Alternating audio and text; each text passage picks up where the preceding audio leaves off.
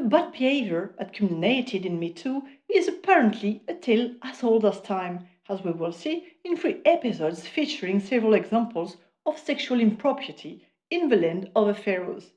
Me Too in ancient Egypt, the village of Dar Medina, the city of the artisans who built and decorated the final resting places of pharaohs.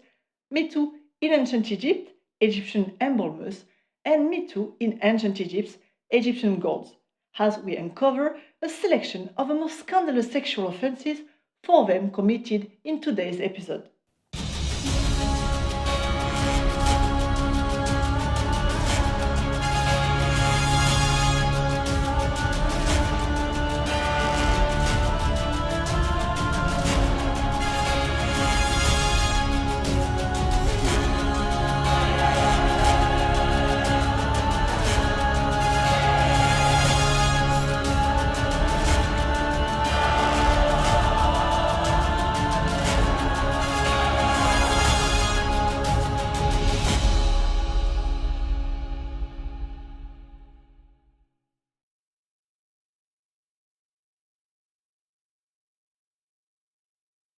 According to Egyptian mythology, 4 major deities committed some of the most unspeakable crimes.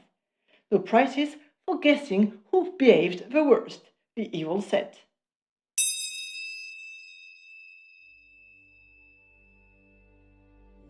Seth, Chaos Incarnate, was never one to miss an opportunity to take advantage of a woman, as we know of at least 4 of his prey, all goddesses no less. The first 2 were Metut and Wadjid, that we meet in 2 variations of the same myth that evolved over space and time, one during the New Kingdom and the other one during the Ptolemaic era. Both victims were cobra goddesses, Metut, whose name means both venom and semen, and Wadjid. When Seth attacked the goddesses in both cases, he managed to rape them, but in return he was struck in the forehead by the venom. This led to an exchange of semen, so that while Seth inseminated both goddesses, he was himself impregnated by the Metut, the venom semen, and would later give birth to Thoth, who sprouted from his forehead. In the variation of a myth with Metut, the poison from the venom was so potent that it weakened Seth, who fell gravely ill.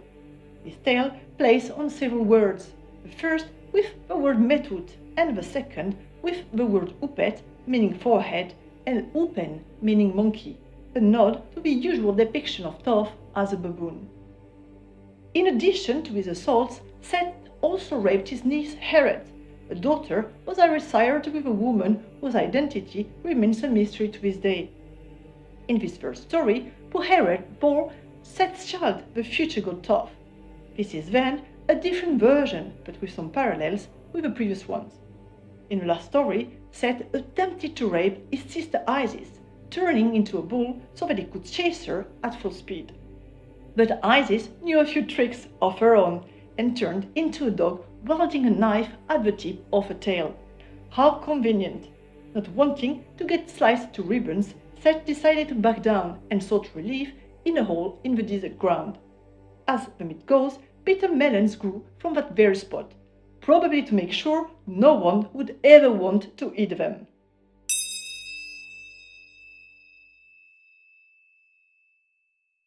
Osiris was another one of those gods that appeared to have an unblemished record. It was said in ancient texts that he reigned with great wisdom over Egypt until his brother Seth murdered him and cut his body into several pieces. That said, Osiris shared 2 sordid wrongs with his brother. He cheated on his wife and sister Isis with their sister Nephthys, who was then Seth's wife. Not to be outdone by Seth, Osiris also raped his own daughter Heret on 3 occasions, the same Heret who was raped by her uncle Seth. The Brooklyn Papyrus 47-218-84 reported these 6 crimes. It doesn't give away the identity of Heret's mother, but says that she was pregnant both by her father and uncle after every rape. Nothing is known either about the genders and names of the children she bore with her father.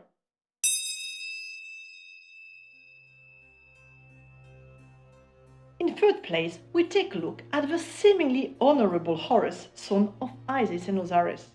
If we choose to ignore that Horus beheaded his mother Isis, all because she had a soft spot for Seth, and that he himself had homosexual intercourse with Seth, there is still another heinous crime that taints Horus' record. The magic papyrus, called Horus Papyrus, reveals that he raped his mother Isis.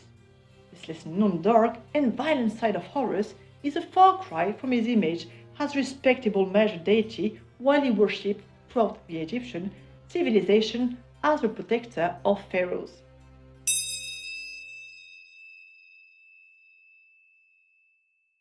In last place, we meet Geb, god of the earth. On a Ptolemaic era Egyptian naos, similar to the one you see here, we learn that Geb intended to overthrow his father Shu, god of the air, in order to seize the throne. When Geb failed to find his father in the palace, he came across his mother Tefnut and raped her in his rage. The text doesn't come into more details. Women are often collateral damage in the crossfire between men, and the ancient Egyptian text was unfortunately already ahead of its time. The four major gods, Geb, Seth, Osiris, and Horus, shared one thing in common. They all descended from a bloodline that used violence and force on women as punishment or to satisfy the desire.